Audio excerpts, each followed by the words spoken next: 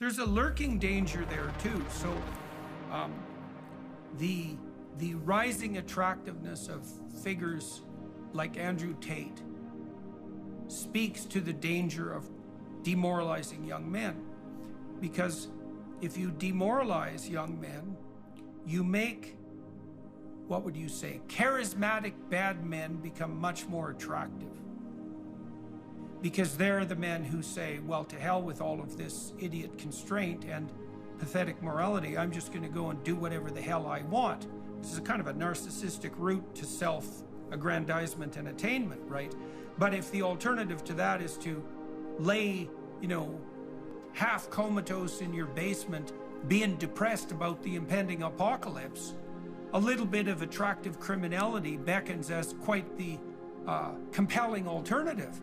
And that can easily make itself manifest on the political front. If you raise a generation of demoralized men and then you wave a leader in front of them who says some forthright, self-aggrandizing, semi-criminal behavior would be in your best interest, the probability that they're going to find that attractive, that kind of, that's a good route to a kind of fascist populism, let's say. The probability that people are going to find that attractive is extremely high. I mean, I think that part of the reason that Trump was attractive, and I am not going to, grind away negatively and simple-mindedly on Trump because he's a complicated character. But part of the reason that Trump was attractive was because he had that, up yours attitude, that giant middle finger attitude towards the woke mob that was a hell of a lot more attractive than the half-baked, cowardly kowtowing that the typical conservatives do when faced with a woke onslaught. And, Trump at least had the gall to tell people to go to hell when it was necessary. And maybe he did that more often than he should have. I mean, he's not the world's... He's definitely a bull in a china shop, but, maybe it's better to have a bloody bull in the china shop than a castrated gelding. I mean, it's pretty damn perverse to turn children into activists, but it's more perverse to do this, and this is what's been happening particularly with young men, and I've seen thousands of examples of this. In fact, I had a friend who eventually committed suicide. He was an early victim of exactly this sort of thinking, I would say. He committed suicide it's got to be 15 years ago after living a pretty damn dismal life, and he was racked with existential guilt as a consequence of his intolerable masculinity. And so that didn't work out very well for him as let's call it a life plan. And so here's what I see happening in the schools with young men in particular. And I think it's worth concentrating on them because boys are not doing well in school. Teenage boys are not doing well in junior high. Men are not going to university, and if they do, they don't graduate. An increasing number of men aren't picking up, let's say, gainful employment or mature relationships when they hit adulthood, and more men are bailing out of the entire sexual dynamic process as well.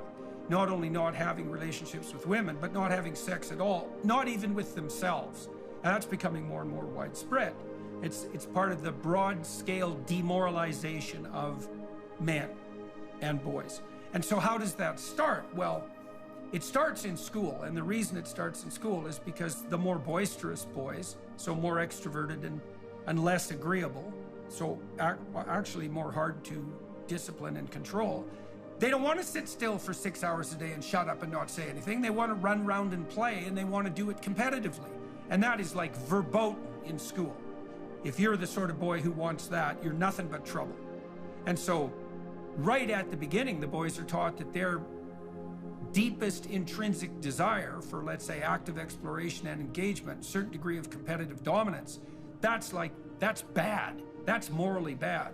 And so that's brutal, especially when it's medicated out of them, which is exactly what happens on the attention deficit disorder front, let's say, because Ritalin suppresses play. That's what it does pharmacologically. It doesn't calm kids down.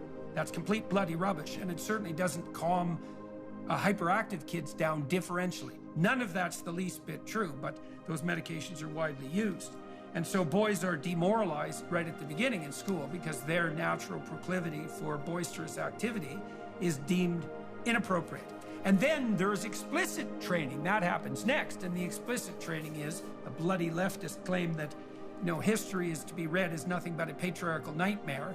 The inference being that all of the competitive striving that characterizes masculinity is nothing but the force that manifests itself as patriarchal domination and tyranny.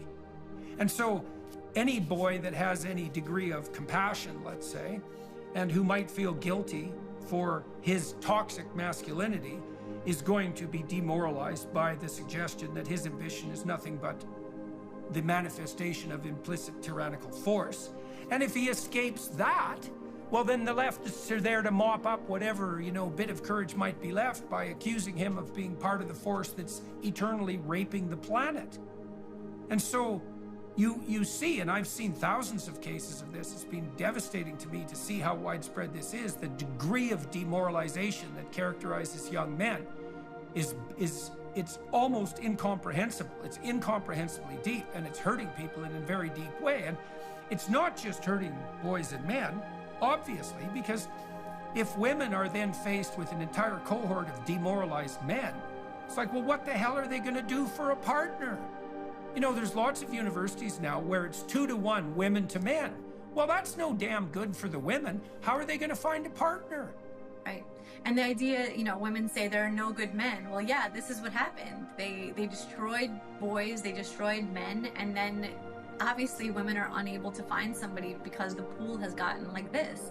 I have a daughter and 2 sons. I absolutely think that there's a difference between the 2 sexes. They're born different. It's not just something that they grow into.